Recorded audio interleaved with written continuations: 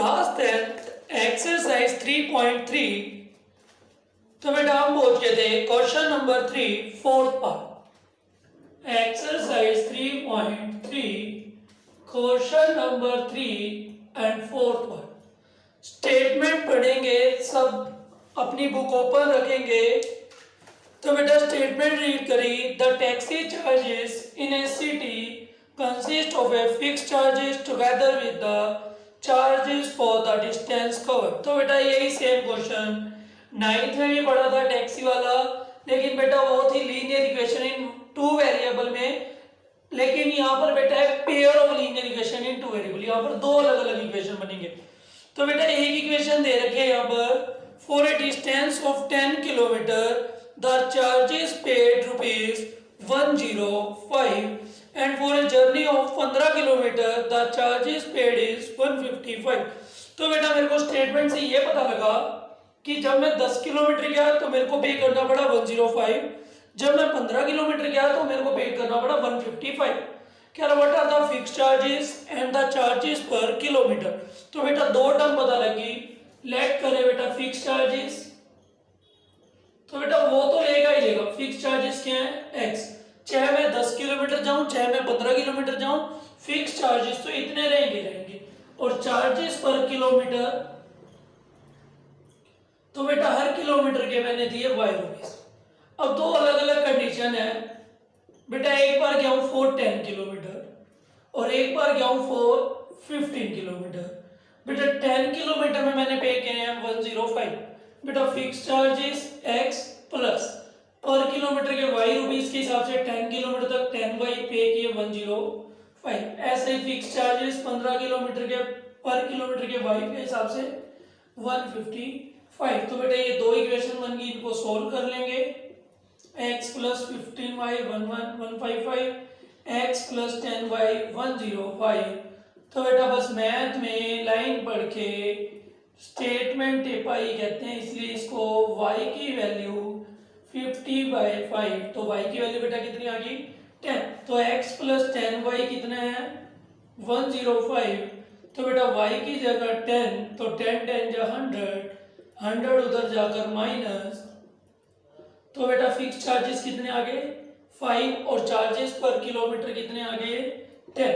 अब बेटा क्वेश्चन में आगे ये भी पूछा है, अगर how much does a person have to pay for travelling a distance of 25 kilometre.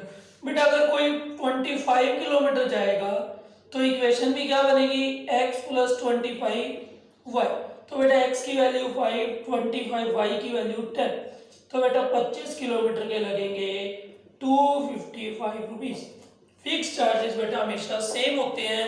ये चार्जेस इसलिए लगाए जाते हैं मेंटेनेंस के तौर पे कि बेटा कि चाहे मैं 10 किलोमीटर चलाऊं 15 चलाऊं, तो इतना तो मैंने पहले अपनी सर्विस का खर्चा निकाल के रख रखा है। ऐसे बेटा फिफ्थ पर, तो बेटा आगे 3.4 और 3.5 में भी सेम ही क्वेश्चन है। जैसे ये फिक्स चार्जेस कार में है तो उसमें होगा लाइब्रेरी का चार्जेस है फिक्स्ड और वेरिएबल। ऐसे ही बेटा फिफ्थ पार्ट ये फ्रैक्शन वाला भी हर एक में होगा। बेटा फ्रैक्शन क्या होता है, numerator divided by denominator divided by denominator. तो बेटा लेट करा न्यूमरेटर भी डिनोमिनेटर भी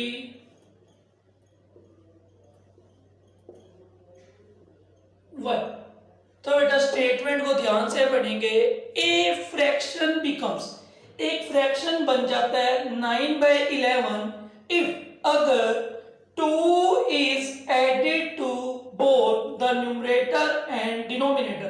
बेटा कह रहा है अगर दोनों में दो दो ऐड करता हूं तो ये फ्रैक्शन बन जाता है। जैसे ये x/y था बेटा दोनों में 2 2 ऐड करा तो ये फ्रैक्शन बन गया 9/11। बस उसके बाद कह रहा है बेटा if 3 is added to both it becomes 5/6।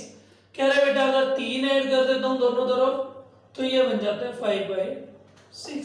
तो बेटा दिख रहा है क्या कर सकते हैं हम यहाँ पर cross multiply 11x plus 22 9y plus 18।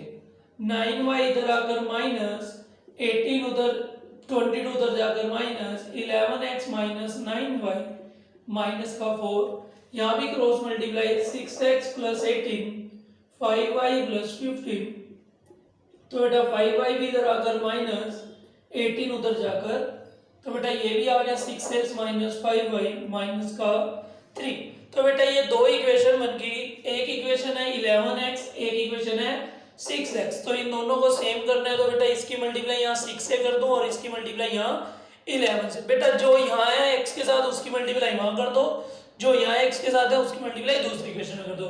तो बेटा इक्वेशन 1 को मल्टीप्लाई करा है 6 से और इक्वेशन 2 को मल्टीप्लाई करा है 11 से। तो 6 से करा तो 66x, 6 9 जा 54y, 6 4 जा 24, 11 6 जा 66x, 11 5 जा 55y, 11 3 जा 30। तो बेटा माइनस प्लस 55 में से 54 1, 33 में से 24 2 9। तो बेटा y की वैल्यू क्या आ गई 9। किसी भी इक्वेशन में पुट कर दो 6x माइनस 5, y के प्लेस पर 9, तो बेटा 9 5 जा 45, तो माइनस 3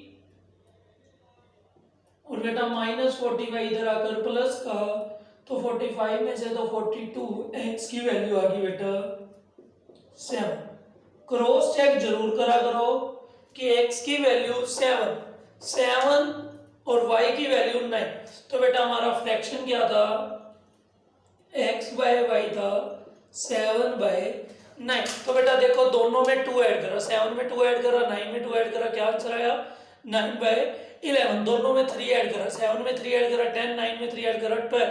तो बेटा 10 बाय 12 भी क्या हो जाता है 2 से 5, 2 से 6। इसका मतलब बेटा हमारा आंसर भी करेक्ट आया है 6 पर।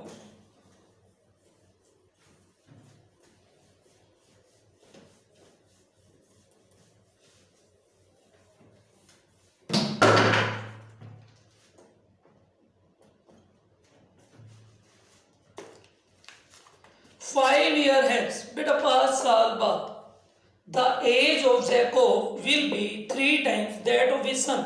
तो बेटा वही सेम क्वेश्चन आ गया, अफ्ताब और उसकी डॉटर थी, इसमें जैकोब और इसका सन है। तो बेटा 2 वेरिएबल लेट करी, जैकोब की एज x और इस सन की age y। According to question क्या कह रहा है बेटा 5 ईयर हेंस का मीनिंग है 5 साल बाद। उसमें था बेटा 3 ईयर फ्रॉम नाउ, तो यहाँ पर लिखा हुआ है 5 ईयर हेंस। तो बेटा 5 साल बाद जैकोब की एज भी 5 ईयर प्लस, इस सन की एज भी 5 ईयर प्लस, और बेटा क्वेश्चन में क्या रखा है 5 year hence the age of Jacob will be 3 times. तो बेटा कितने टाइम्स 3 टाइम्स। ऐसे ही बेटा दूसरी इक्वेशन 5 ईयर एगो, तो बेटा 5 ईयर एगो का मीन्स 5 साल पहले, तो x माइनस 5 y माइनस 5। तो बेटा 5 साल पहले जैकोब की एज थी 7 टाइम्स। फाइंड करनी है उनकी प्रेजेंट एज। तो बेटा इक्वेशन सोल्व करेंगे, x plus 5 3y plus 15, 3y इधर आकर माइनस प्लस का 5 उधर जाकर माइनस, x माइनस 3y आ गया बेटा 10, x minus 5 7y minus 35, 7y इधर आकर माइनस 5 उधर जाकर plus, x minus 7y equal to minus का 30। तो बेटा ये दो इक्वेशन बन गई, इनको सोल्व कर लेंगे। माइनस प्लस माइनस, 7 में से 3 माइनस का 4y, 30 और 10 माइनस का 40, y की वैल्यू 40 बाय 4 10। तो y की वैल्यू आ गई बेटा, y की वैल्यू यहाँ पर 10 पुट कर देंगे, तो बेटा माइनस 30 उधर जाकर प्लस 30, तो x की वैल्यू आ गई 40। तो बेटा ध्यान से समझना, जैकोब की एज थी 40 इयर्स और उसके सन की एज थी 10 ईयर, कि ये हमारा आंसर ठीक आया या गलत आया ये वेरीफाई करेंगे। 5 ईयर हेंस, बेटा 5 साल बाद जैकोब कितने ईयर का था 45, उसका बेटा कितने ईयर का था 50। तो बेटा 5 साल बाद क्या वो 3 टाइम्स था, बिल्कुल था, 15 3 था 45। 5 ईयर एगो, 5 ईयर एगो बेटा कितने ईयर का था 35, 5 ईयर एगो कितने ईयर का था 5। क्या ये 7 टाइम्स है, बिल्कुल है। तो बेटा अपना आंसर जरूर वेरीफाई किया करो। इसी के साथ मोच ले रोज ले, ना मिले तो कोस ले तो बेटा हमारी एक्सरसाइज 3.1, 3.2 एंड 3.3 कंप्लीट हो गई है। रिवाइज जरूर करें साथ साथ। बेटा जिसको 3.3 समझ में आ गई है वो 3.4 और 5 भी खुद कर सकता है, ट्राई करें। बेटा मैं एक बार दोबारा से रिवाइज भी करवा दूं कि अभी तक के चैप्टर में हमने क्या पढ़ा है। बेटा सबसे पहले मेन बात, ग्राफिकल मेथड में लीनियर इक्वेशन टू वेरिएबल में दो पेयर ऑफ लीनियर इक्वेशन था, a1x b1x b1y और c1 equal to 0, a2x b2y plus c2 equal to 0। बेटा मैथ में सब स्टूडेंट के साथ ये होता है कि वो फर्स्ट चैप्टर करता है उसको बहुत अच्छे से समझ में आता है, वो सेकंड चैप्टर करता है तब उसको बहुत समझ में आता है, वो थर्ड चैप्टर भी करता है सब समझ में आता है।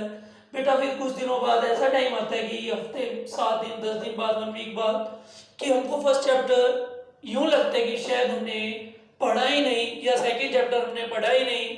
बेटा मैथ में रिवीजन बहुत ज़्यादा जरूरी है, इसलिए साथ साथ रिवाइज किया करो। बेटा मैंने बताया था a1/a2 नॉट इक्वल b1/b2 तो इंटरसेक्टिंग है। क्या बोलते हैं बेटा? Intersecting line.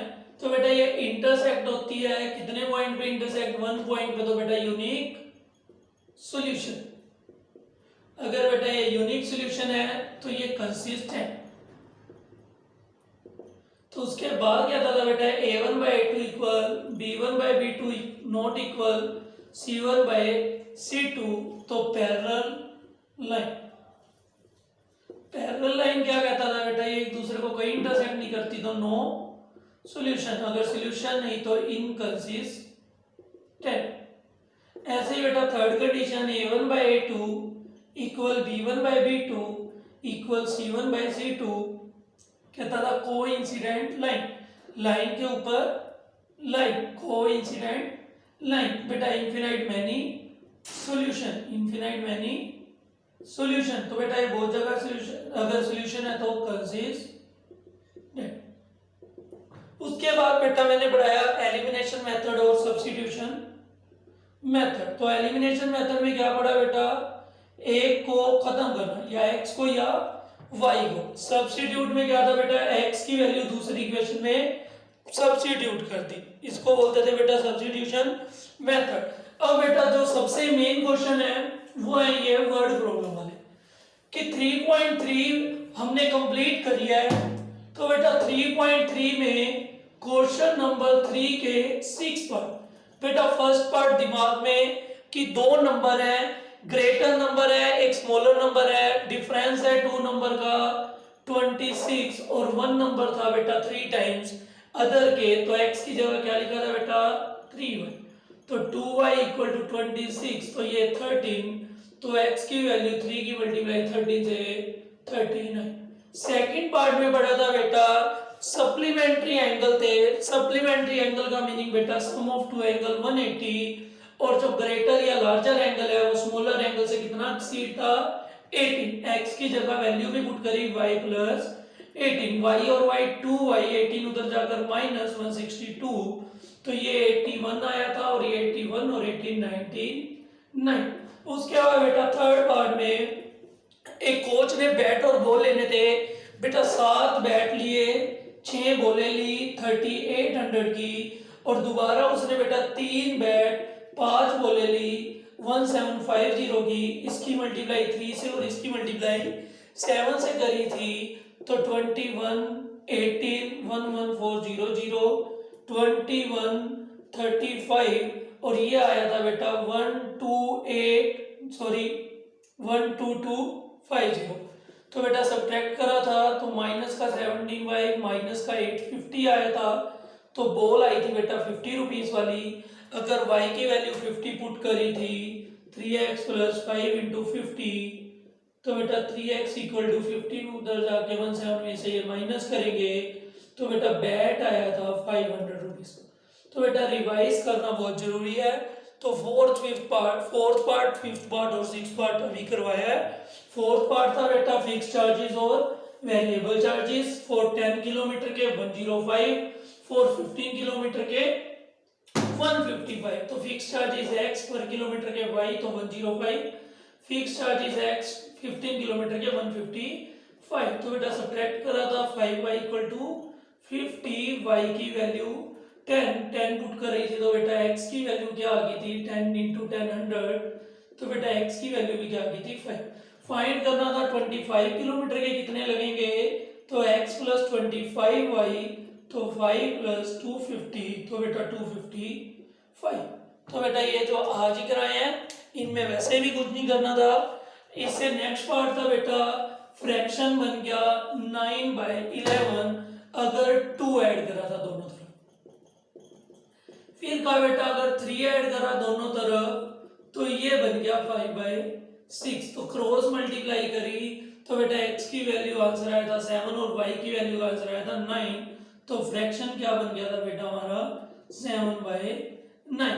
तो बेटा इसी के साथ लास्ट पार्ट में क्या पढ़ाया था कि जैकोब की एज 5 ईयर हैंस 5 साल बाद तो थी बेटा 3 इयर्स और 5 ईयर एगो थी 7 टाइम्स। तो बेटा मैंने बताया एक जैकोब था 40 इयर्स का पर्सन और उसका सन था 10 इयर्स का। तो बेटा 5 ईयर फ्रॉम नाउ ये 45 था और ये 15 था, तो बेटा ये 3 टाइम्स था।